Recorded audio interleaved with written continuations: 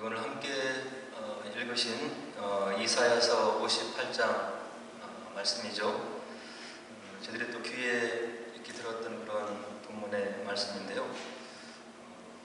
이 시간 저희들에게 하나님께서 무엇을 얘기하시는지 본문을 하나하나 보면서 살펴보도록 하겠습니다.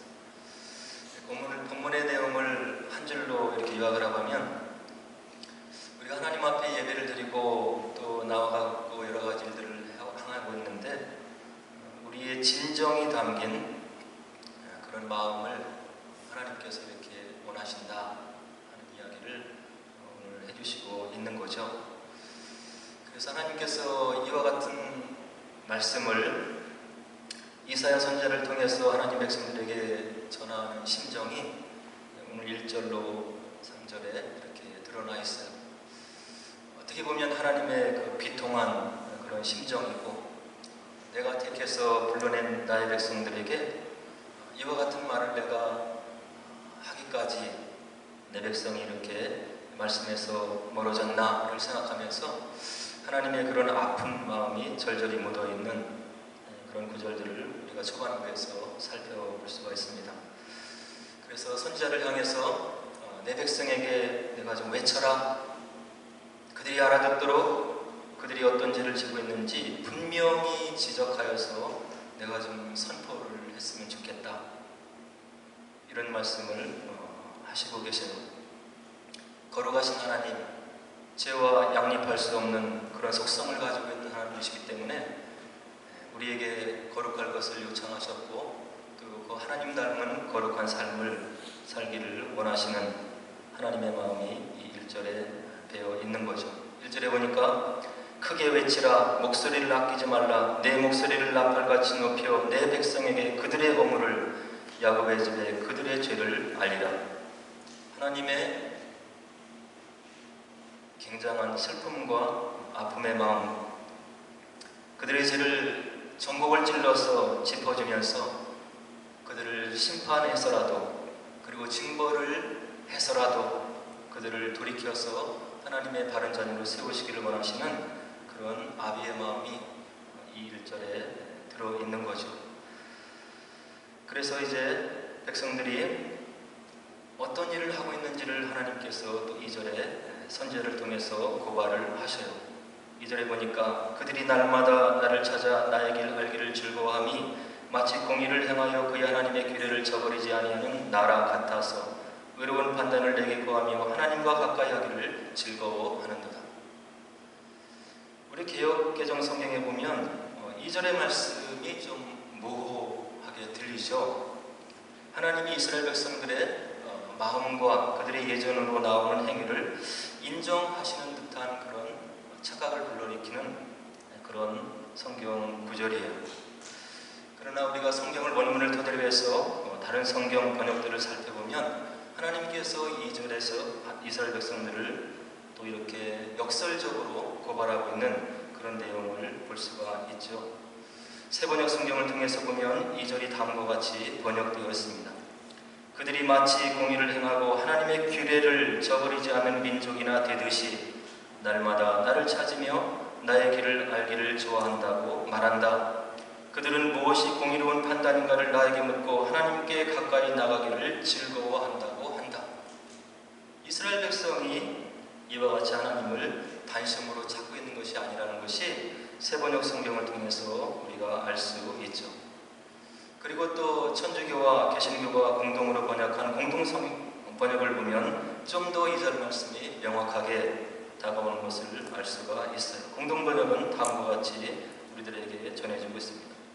그들은 나를 날마다 찾으며 나의 뜻을 몹시도 알고 싶다면서 마치 옳은 일을 해온 백성이기나 하듯이, 자기 신의 법을 어기지 않은 백성이기나 하듯이 무엇이 옳은 법인지 나에게 묻고 하나님께 가까이 나가고 싶다고 말하면서, 이스라엘 백성이 개역개정에서 읽었듯이 그런 마음으로, 하나님이 원하시는 마음으로 지금 하나님께 나오고 있지 않음을 새 번역과 공동 번역을 보면 우리가 분명하게 알 수가 있는 거예요.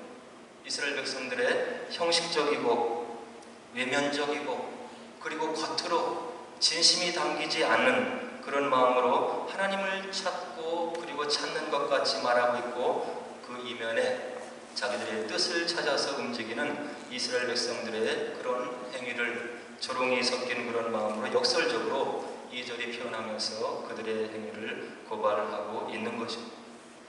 성경 하나님의 말씀은 어떻게 보면 하나님의 세계, 하나님의 뜻을 우리 인간들이 알아들을 수 있는 인간의 언어로 우리들에게 전해주시는 문화적인 성육신의 어떤 본체이다, 이렇게 볼 수가 있는 거예요. 우리가 하나님에 대해서 알지를 못해요. 하나님에 대해서 알 수 있는 그런 여력이 굉장히 제한적이죠. 그래서 하나님께서 인간의 역사 속으로 들어오셔서 예수님으로 이 땅에 나셔서 하나님이 어떤 분인지, 어떤 속성을 가지고 계신지, 무엇을 원하시는지, 하나님 나라의 능력이 무엇인지를 예수님의 삶을 조명해 보면 우리가 하나님에 대해서 분명히 알 수가 있는 거죠. 이것을 우리가 성육신이라고 이야기를 해주고 있어요. 하나님을 보여주세요 묻는 제자들에게 이미 나를 본 자는 아버지를 보았거늘 왜 너희들이 하나님을 보여달라고 하느냐, 이와 같은 예수님의 말씀을 복음서에서 우리가 찾아볼 수가 있는 거죠. 이와 같이 하나님의 뜻이 무엇인지를 말씀으로 다가온 성경을 통해서 우리가 하나님을 알 수 있고, 그분의 뜻을 우리가 분별해서 우리의 삶에 적용해 볼 수가 있는 거예요. 그래서 말씀을 가까이 해야 되고, 개역개정 성경 하나 가지고 우리가 부족하면 다른 성경본을 우리가 대조해 보면서 그 본문의 뜻이 무엇인지를 정확히 알려고 하는 우리의 노력이 필요하겠다 하는 생각을 이제 가져보게 되는 거죠. 그리고 3절에 보니까 백성들이 계속해서 불평을 해요. 우리가 금식하되 어찌하여 주께서 보지 아니하오시며 우리가 마음을 괴롭게 하되 어찌하여 주께서 알아주지 아니하시나이까. 세 번역에 보면 주님께서 보시지도 않는데 우리가 무엇 때문에 금식을 합니까? 주님께서 알아주시지도 않는데 우리가 무엇 때문에 고행을 하겠습니까? 공동번역은 그렇게 얘기하면서 한다는 소리는 당신께서 보아주시지 않는데 단식은 무엇 때문에 해야 합니까? 당신께서 알아주시지 않는데 고행은 무엇 때문에 해야 합니까? 이와 같이 적반하장도 유분수로 이스라엘 백성들이 경건한 척 하면서 하나님께 항변적으로 이와 같이 거짓된 증언을 하고 있다고 하는 것을 하나님이 이사야 선지자를 통해서 그 백성들에게 지금 들려주고 있는 거죠. 이와 같이 하나님을 향해서 힐문하고 하나님께 나오는 이스라엘 백성들을 향해서 하나님께서 구체적으로 그들이 무엇이 잘못되었는지를 3절과 4절에서 이제 이야기를 해주고 계시는 거예요. 보라, 너희가 금식하는 날에 오락을 구하며 온갖 일을 시키는도다. 보라, 너희가 금식하면서 논쟁하며 다투며 악한 주먹으로 치는도다. 너희가 오늘 금식하는 것은 너희의 목소리를 상달하게 하려는 것이 아니니라. 오늘 함께 읽은 본문의 말씀이죠. 세 번역은 너희들이 금식하는 날 너희 자신의 향락만을 찾고 일꾼들에게는 무리하게 일을 시킨다. 너희가 다투고 싸우면서 금식을 하는구나. 이렇게 못된 주먹질이나 하려고 금식을 하고 있느냐. 너희의 목소리를 저 높은 곳에 들리게 할 생각이 있다면 오늘과 같은 이런 금식을 해서는 안 된다. 세 번역이 우리들에게 이 말씀을 풀어서 설명해주고 있는 거예요. 공동번역은 너희들이 그렇게 말하면서 단식일만 되면 돈벌이에 눈을 밝히고 일꾼들에게 마구 일을 시키는구나. 그렇다. 단식한다는 것들이 시비나 하고 싸움이나 하고 가지지 못한 자를 주먹으로 치다니 그것이 될 말이냐. 오늘 이 따위 단식은 집어치워라. 너희 호소가 하늘에 들릴 리가 없다. 하나님에게 힐문을 하며 달려드는 이스라엘 백성들이 마음의 이면에 숨겨져 있는 그들의 진정된 마음이 무엇인지를 3절과 4절에서 하나님께서 분명하게 집어서 이야기를 해주시고 있는 겁니다. 성경에 나타나 있는 금식의 본래의 목적은 바로 현실의 복을 빌고 종교적으로 내가 금식하고 있음을 자랑하려고 하는 그런 수단으로 금식을 택해서는 안 된다고 하는 것을 분명하게 이야기를 해주고 있는 거죠. 성경이 말하는 금식의 본래 목적은 느헤미야와 시편을 보면 회개, 하나님 앞에 죄악된 마음을 철저히 돌아보는 회개를 하기 위해서, 그리고 그들의 마음을 다스리고 성결한 마음으로 하나님 앞에 마음을 바로 세우기 위해서 하는 것이 하나님 앞에서 이루어지는 그런 참된 금식임을 성경이 이야기를 해주고 있는 겁니다. 그러나 지금 이사야 선지자가 말씀의 대상으로, 선포의 대상으로, 이 말씀을 듣는 대상으로 전하고 있는 그 백성의 마음은 전혀 이런 마음이 없다고 하는 이야기죠. 회개하는 것도 없고, 하나님 앞에 그들의 행위를 돌아보면서 성결을 위해서 하나님 앞에 자신을 살피는 그런 겸비한 마음도 없고, 그리고 자기의 의와 그런 어떤 주장을 부인하면서 하나님의 은혜가 아니면 살 수 없음을 고백하는 그런 자기 부인의 모습도 전혀 찾아볼 수 없는 이스라엘 백성들의 총체적인 잘못된 모습을 오늘 성경 말씀이 바로 이사야 선지자를 통해서 분명하게 지적을 해주고 있는 겁니다. 그리고 하나님께서 5절에 또 어떤 얘기를 하시냐면, 이것이 어찌 너희들이 지금 하고 있다고 하는 그런 금식이 어찌 내가 기뻐하는 금식이 되겠으며, 이것이 어찌 사람이 자기의 마음을 괴롭게 하는 날이 되겠느냐. 그의 머리를 갈대같이 숙이고 굵은 배와 재를 펴는 것을 어찌 금식이라 하겠으며 여호와께 연락될 날이라 하겠느냐. 여기서 말하고 있는 머리를 갈대같이 숙이고 굵은 배와 재를 편다고 하는 것은 하나님 앞에 철저히 낮아진 그런 모습, 그리고 하나님의 은혜가 아니면 나의 마음을 회복할 수 없음을 고백하면서 나를 부인하면서 하나님의 은혜를 철저히 간구하는 그런 극도로 겸비한 그런 마음을 표현하는 외적인 행위라고 이렇게 볼 수가 있는 겁니다. 이스라엘 백성들이 지금 머리를 갈대같이 숙이고 굵은 배를 입고 재를 펴는 그런 신용을 하고 있지만 너희들이 마음에는 그렇지 않다. 금식의 형식만 갖추고 있지, 모양만 갖추고 있지, 너희들의 속은 위선으로 가득한 것을 너희들이 지금 깨닫지 못하고 있느냐. 너희들이 취하고 있는 금식의 방법이 잘못되어서가 아니라 금식에 나아가는 너희들의 금식의 참된 정신이 결여되어 있고, 금식의 참된 의미를 모르고 이와 같은 종교적인 행위로 나오는 너희들의 모습이 참으로 위선되도다 하는 하나님의 지적이 이 말씀에 들어져 있는 거죠. 그리고 나서 하나님께서 6절과 7절에서 하나님의 금식을 기뻐하는 것이 있는데, 어떠한 금식을 기뻐하시냐면 이와 같이 백성들에게 들려주고 계세요. 6절에 보니까 내가 기뻐하는 금식은 흉악의 결박을 풀어주며 멍에의 줄을 끌어주며 압제당하는 자를 자유하게 하며 모든 멍에를 꺾는 것이 아니겠느냐. 하나님이 원하시는 금식, 기뻐하는 이라고 하는 것은 하나님이 택하신 것, 하나님께서 특별히 택하서 내가 받으시는 금식, 그것을 이야기하고 있는 것. 그것은 무엇이냐면 경건의 모양만 있는 것이 아니라 경건의 능력을 갖춘 하나님의 복음을 증거하는 삶이 비어있는 그런 금식을 내가 원하고 있음을 6절에서 분명히 이야기를 해주고 있는 거죠.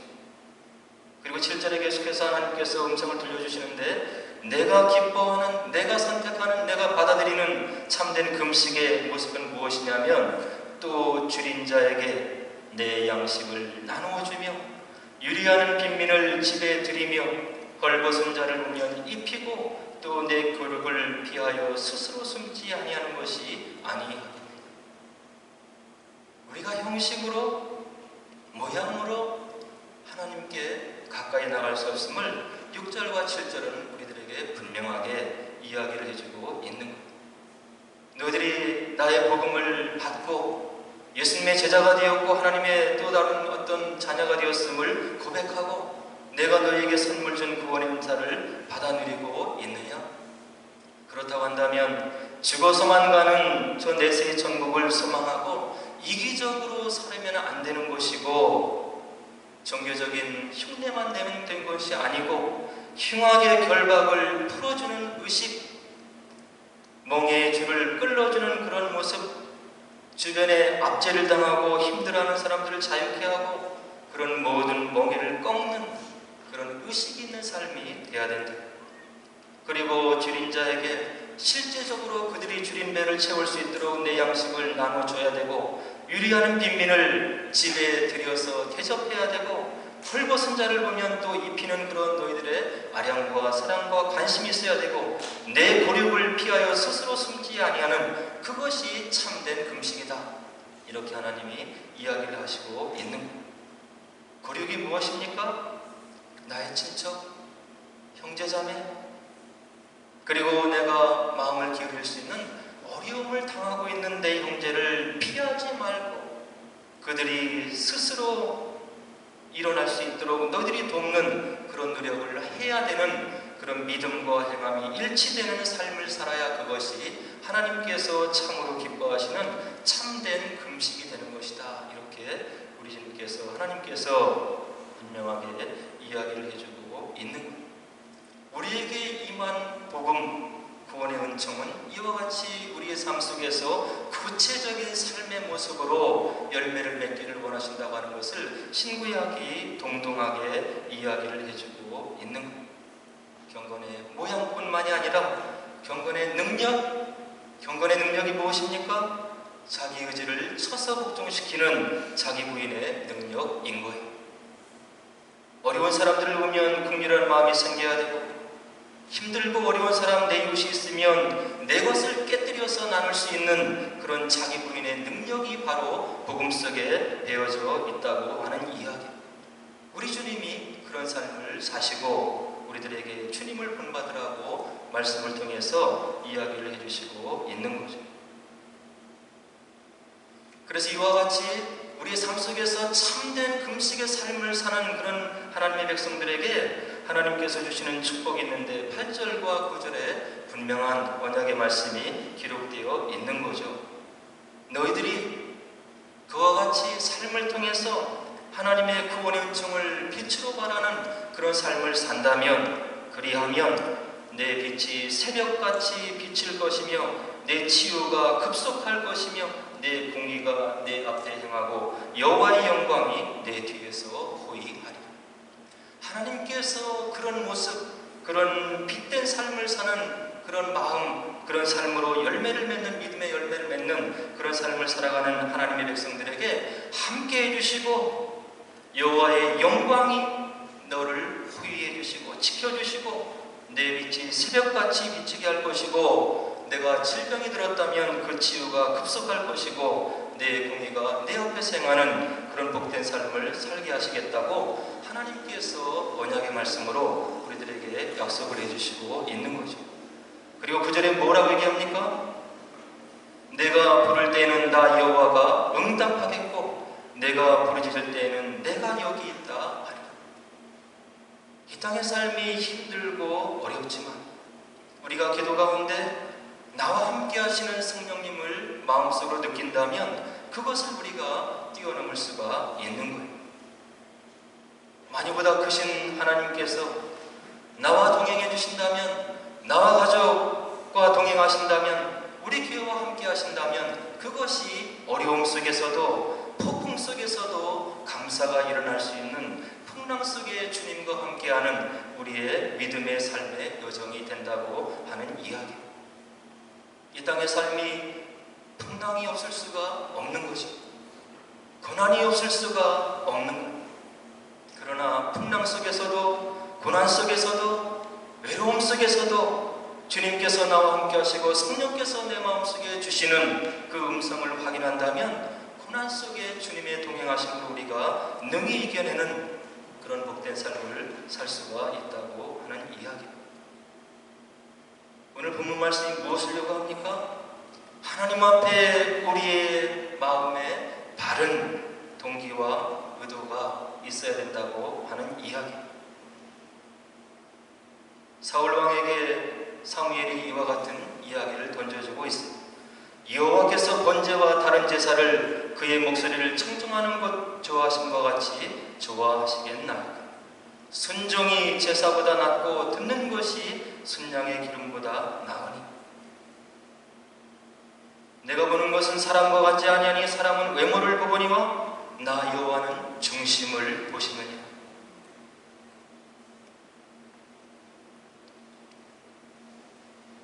뉴스를 통해서 영국에 있는 유명한 럭비 선수 록 바로우라는 그런 사람에 대한 소식을 얼마 전부터 이렇게 듣고 있었습니다.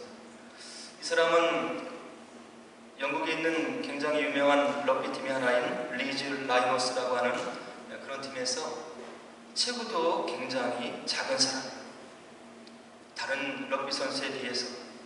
그러나 그가 얼마나 재빠르고 그리고 럭비를 지혜롭게 하는지 이 리즈 라이너의 팀의 어떤 레전드라고 하는 그런 칭호를 받는 사람이었어요. 그런데 40세가 되어서 이 사람이 인생의 비극이 찾아옵니다.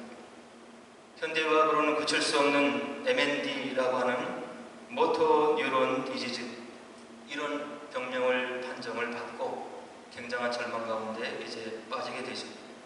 서서히 굳어가는 신경으로 인해서 더 이상 걸을 수 없고 사랑하는 아내와 자녀들에게 이야기도 할 수 없는 그런 비극에 처해지는 아주 고통스러운 그런 질병이죠. 그래서 이런 진단을 받고 이 사람이 낙담에 빠지고 그리고 힘들어할 때 가족이 위로하고 또 그 주변에 누가 있었냐면 그의 절친이었던 케빈 신필드라고 하는 친구가 있었어요. 같이 럭비에 대한 꿈을 키우고 그리고 럭비로 인생을 마무리하려고 꿈을 꿨고 같은 팀에서 럭비팀의 우승을 이끌었던 이 친구가 불치의 병을 앓고 걷지도 못하고 말도 잃어가는 그런 걸 보고 옆에서 가만히 있을 수가 없어서 이 MND라고 하는 병명을 세상에 알리면서 그 사람들이 어떤 고통을 받는지를 알리면서 그 친구를 돕기 위해서 달리기를 시작하는 거예요. 뉴스를 타고 이 친구가 향하는 모든 것이 중계가 되었습니다. 자기 친구가 앓고 있는 MND의 치명적인 질병을 알리면서 이 MND 병을 앓고 있는 모든 영국에 있는 사람들을 위로하기 위해서 이 케빈 신필드라고 하는 친구가 뛰고 또 뛰는 거예요. 이벤트를 만들고 뛰고 단지 이 사람은 정교인이 아니라 친구를 사랑하는 마음으로 그를 위로하는 마음으로 그의 아내를 그의 자녀를 위로하고자 하는 마음으로 뛰고 또 뛰는 거예요. 그리고 얼마 전에는 하루에 마라톤을 한 번씩 완주해서 7일간 마라톤을 7번 완주하는 그런 계획을 세우고 MND 질병을 알리고 친구를 위해서 모금 운동을 하고 이 체리티를 위해서 모금 운동을 해서 7밀리언이라고 하는 파운드를 이렇게 모금하고 친구를 위로하고 이렇게 자기가 마음을 담아서 달리기를 했던 그런 이 선수를 뉴스를 통해서 들은 적이 있었습니다. 그래서 마지막 날 7째 날 마라톤을 완주하고 이제 만체스터 유나이티드 그 필드에 이제 그 게임 중간에 럭비 경기였던 걸로 기억하는데요. 들어오는데 많은 사람들이 7일 동안 하루에 한 번씩 마라톤을 달리고 들어오는 이 케빈 신필드를 바라보고 자리에서 다 일어서는 거예요. 그리고 많은 사람들이 화면에 비쳤을 때 눈물을 흘렸어요. 그리고 저도 비록 뉴스이지만 그 얘기를 전해드리면서 마음속에서 그리고 실제적으로 눈물이 나는 거예요. 왜 그렇습니까? 신앙인은 아니지만 예수를 증거하는 것은 아니었지만 친구를 위하고 사랑하는 이 케빈 신필드의 마음을 우리가 느낄 수가 있었던 거예요.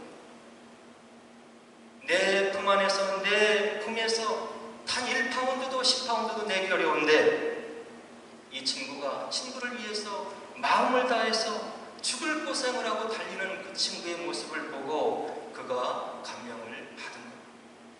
많은 사람들이 이 케빈이 달려가는 길에 나와서 그를 격려했고 그들의 호주머니를 벌려서 체리티에 기부를 해서 7밀리언이라고 하는 파운드를 이 사람이 바로 모금을 할 수가 있었던 거예요. 무엇입니까? 케빈의 진심이 담긴 친구를 사랑하는 마음이었던 거예요. 믿지 않지만 친구를 위해서 죽을 고생을 하고 마음을 담아서 달리는 이 케빈의 마음을 많은 사람들이 이해하고 공감하고 자기들의 삶을 함께 나눌 수가 있었던 거예요. 예수를 아는지 모르는지는 모르겠지만 사람의 마음에 감동을 주는 것은 중심인 거예요. 저와 여러분들이 그 무엇으로 대체할 수 없는 복음의 구원, 은총을 받았다고 얘기를 하고 예배를 드리고 이렇게 살아가고 있는데, 오늘 본문에서 무엇을 하나님께서 우리에게 요구하고 있습니까? 물질이 없어서가 아니라, 권세가 없어서가 아니라, 우리를 인격의 대상으로 삼으시고 참된 사랑을 나누기를 원하시는 그 하나님께서 우리의 중심을 원하신다고 하는 이야기입니다. 무엇을 하든지 중심이 담기지 않는 마음, 하나님께서 받으시지 않는 것이고 하나님이 감동하지 않는다고 하는 것을 오늘 본문이 보여주고 있는 거예요. 믿음의 공동체에서 예배를 드리는 모든 사람들이 신앙의 레벨이 다 똑같을 수가 없는 거예요. 중요한 것은 무엇입니까? 배운 만큼, 신앙생활한 만큼 하나님 앞에 중심을 드리는 그 모습이 있어야 되는 거예요. 사도 바울이 믿는 자를 잡아서 죽이는 그런 사람이었지만 그가 예수를 모르고 자기가 알고 있는 것에 충성하는 그런 마음을 보시고 부활하신 예수님께서 그를 만나주시고 그의 충성을 바른 방향으로 돌리시는 사도행전의 역사를 우리가 말씀에서 볼 수가 있는 거예요. 중요한 것은 우리가 무엇을 하든 복음의 은혜를 받은 자로서 하나님을 진심을 다해서 사랑하고 있는지, 그래서 우리가 하나님을 감동시킬 수 있는 그런 마음을 가지고 신앙생활하고 있는지를 살펴봐야 된다고 하는 이야기. 신앙이 없는 세상 사람도 사람의 마음을 감동시키고 어려움을 위해서 살아가는 그런 사람들을 위로하고 있는데, 세상을 거슬러 올라가고 그 무엇보다도 큰 복음의 은총을 받고 있는 저와 여러분들이 하나님을 만으로 여기면 안 되는 거예요. 중심이 담겨있지 않는 일을 하면 안 되는 거예요. 마음에 감동이 오는데 그것을 무시하면 안 되는 거예요.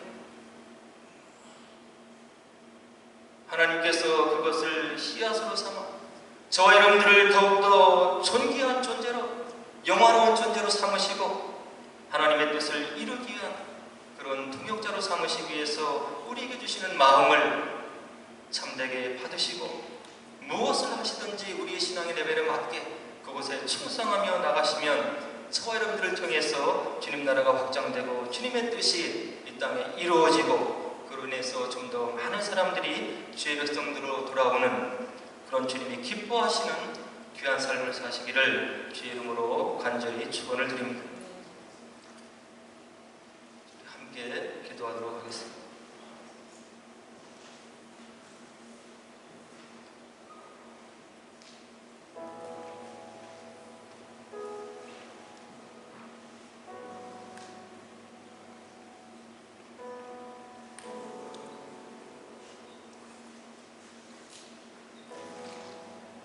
우리가 질그릇 같은 존재임을 우리 하나님께서는 누구보다 잘 알고 계십니다. 무너지기 쉽고 부서지기 쉽고 한결같지 못한 삶을 살아가는 유한한 인생, 제한적인 삶임을 우리 하나님께서 누구보다 잘 아시고 있는 거죠. 우리 스스로 구원받을 능력이 없음을 아시고 우리를 사랑하시되 끝까지 사랑하셔서 친히 우리의 죄를 담당하시고 돌아가신 그 예수님, 우리를 끔찍이 사랑하는 그 예수님을 저와 여러분들이 사랑해야 될 것이라고 생각합니다. 주님을 사랑했던 많은 믿음의 선조들이 주님을 위해서 순교의 길을 걸어갔습니다. 주님을 믿는 신앙이 참된 신앙이었던 사람들이 자신들의 옥합을 끼워서 주님의 말씀을 전하는 데 헌신했던 귀한 역사를 우리들이 기억하고 있습니다. 동일한 복음이지만 어떤 사람들에게는 아름답고 고귀한 헌신과 주님을 사랑하는 열매로 결실을 맺고, 어떤 사람들에게는 믿음을 받았다고 하나 믿음이 있는지 없는지를 분간할 수 없는 그런 세속적인 삶을 살아가고 있는 것을 볼 수 있습니다. 하나님의 뜻보다 나의 이득이 먼저 앞서고 나의 계산이 앞서고 하나님께 우리의 마음을 드리지 못하는 그런 모습을 우리들이 우리의 마음속에 확인할 수가 있는 거죠. 하나님 아버지, 도와주시옵소서. 나에게 임한 구원의 은총에 걸맞는 믿음의 삶을 살게 하옵소서. 말씀으로 역사하옵소서. 나의 부족함을 성령께서 도우시고 귀한 믿음의 삶을 살게 하옵소서. 그래서 이 땅에 사는 짧은 생애를 통해 주님이 기뻐하시는 복된 삶을 살게 하옵소서. 함께 기도하도록 하겠습니다. 기도하겠습니다.